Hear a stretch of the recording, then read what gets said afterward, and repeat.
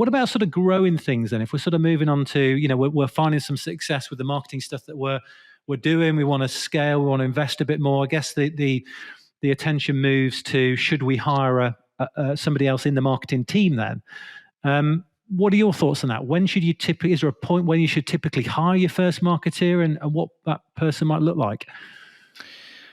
I'm somewhat biased being a marketer, but I just feel like there should be someone there from day one, because I think a lot of the marketing problems that come up in scale up organizations are there because there was no one almost there at the start to build that foundational marketing infrastructure, be that the toolkit that both the sales and marketing team are using to, win new leads or win new business, whether that's a messaging problem, or building some momentum around a particular channel.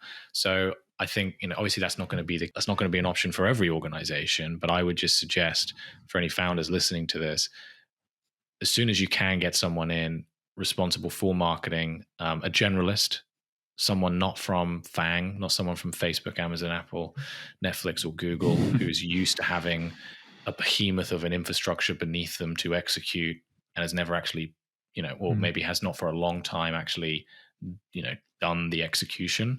I would bring them in as quickly as you possibly can. And as I say, you want someone who's a generalist. You mentioned T-shaped marketer before.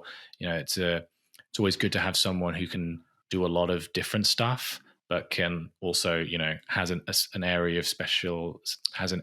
of expertise, I should say, in something particular that you as a founder think will resonate with your target market. But yeah, you want to get someone in as quickly as you possibly can, and who can do as much as they can, as much as they possibly can.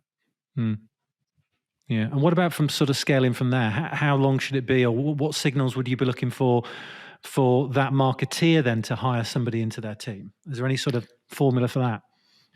Yeah, I wouldn't say I can't think of a formula so much. I just think, right? It could be a time pressure. It could be just that, at a point of you find yourself working, more hours than you feel there are in the day, that could prompt you to look at either bringing someone else internally or, looking for external help.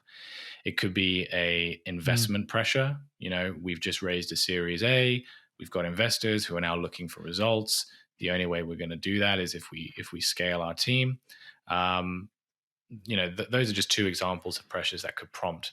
And I would suggest, again, if you started off with if you've hired in a VP of marketing, let's say, the second person that I'd probably aim to bring in would be what I'd class as just a doer. Someone who can come up with their own ideas, who can work autonomously, but is more kind of hands-on than you're striving to be as the VP of marketing. Someone you can hand over a project to and who can then go out and just make it happen. So you end up in a situation where, you've got one person as the kind of the thinker, so to speak, and one as the doer.